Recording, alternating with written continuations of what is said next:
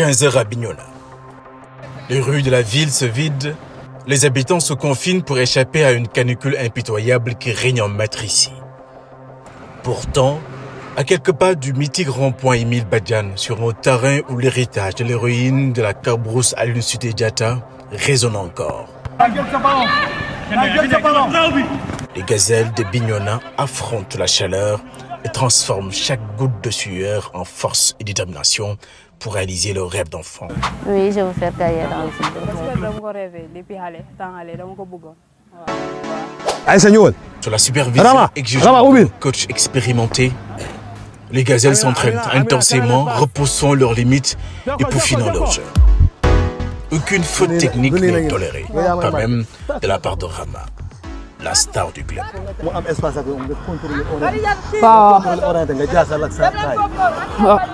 Pour rivaliser avec les meilleurs du championnat sénégalais, l'entraîneur mise sur la rapidité et la flexibilité, poussant ses joueuses à donner le meilleur d'elles-mêmes à chaque instant. On essaie de faire le maximum avec les filles par des contre-attaques et pour aller vite vers les buts. Parce qu'on a un problème de progression vers devant. Visiblement, les erreurs techniques et la nonchalance des gazelles ne plaisent guère à l'entraîneur. Il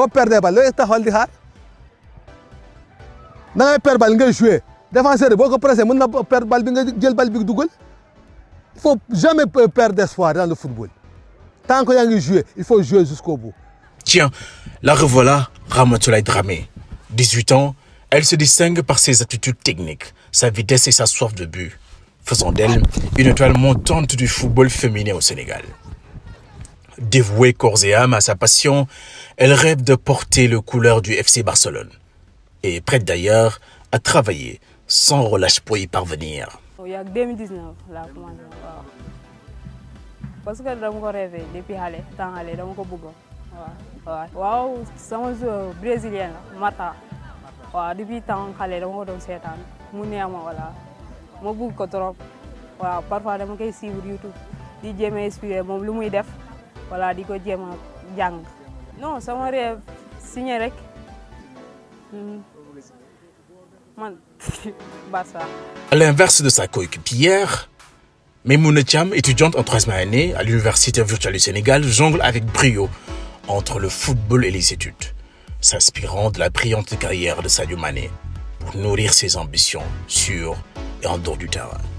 Man nag lii dama ko téye comme li nga xam divertissement la parce que ni ma mënta am problème su ma nekkee ci samay xarit nekk ci milieu football bi damay fàtte tous mes problèmes waaw damay libéré wu.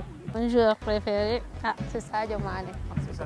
dañoo gis Sadio dafa am jom ci li muy def malgré que damay tooñ gars yi ne leen moom maay kii Diatta maay Krépin Diatta mais Sadio dafa di ki nga xam boo xoolee carrière am nu mu ñëwee ci football bi ci fi mu jógee ak fu mu yegg tey képp ki nga xamante ne dugg nga ci base football bi war ngaa def jom mel ni moom waaw parce que condition am yi baaxul woon ba tey macha allah yàlla may na ko.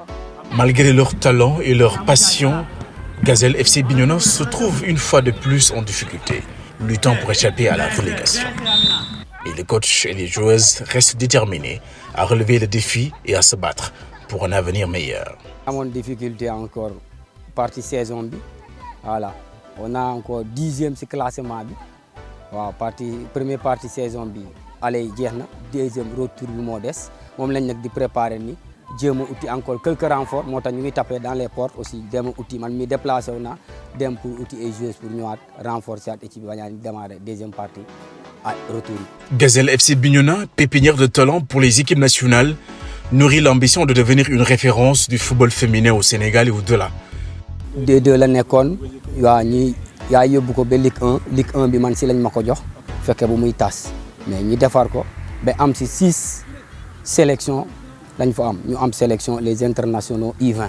Si c'était Khady Badiane, l'autre c'est Salim Mané et Sokhna gardien de but. Il y a Aïssatou Krisba.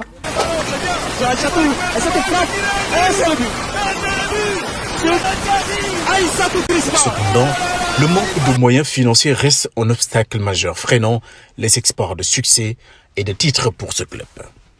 Difficulté yi jànkuwanteel surtout mooy côté financièrement soxla nañ ko encore une fois surtout les autorités parce que conditions yi daa des même bu nekkee président mu ngi def kentulaay kattanam surtout ñu ngi ñaan autorité encore ñu gën ko jàppale président bi surtout les filles encore une fois voyage yi day compliqué encore une fois parce que des fois lu ñuy jël fii pour voyager day métti. conditions yi dañoo métti conditions yi métti nañ trop mais on tient bon ça va oui. non xam naa ni moyen bi moo kiiwul rek moo bëriwul te tamit dañuy jéem a maintien pour saison prochaine ñu jéem a yéeg si kaw. Au-delà des performances sur le terrain, l'administration accompagne les joueuses vers des formations de qualité, leur offrant des opportunités d'épanouissement et de réussite. Il y a certaines qui sont toujours au niveau des écoles, il y a des élèves parmi elles. Elles sont prises en charge par le club. C'est nous qui payons leurs études, nous achetons des fournitures. Les autres qui ne sont pas à l'école, elles ont choisi d'arrêter, elles ont opté pour le football. Mais on est en train de voir avec elles comment préparer leur insertion. Parce qu'aujourd'hui, ce que je leur dis tout le temps, il n'y a pas que le football. Et tout le monde ne peut pas réussir au football. Il faut quelque chose à côté. Parce que moi, je leur dis, il faut que vous ayez une formation. Au cas où vous ne réussirez pas au football, qu'après le football, vous puissiez quand même avoir une activité qui vous permettra de vous réaliser. Voilà.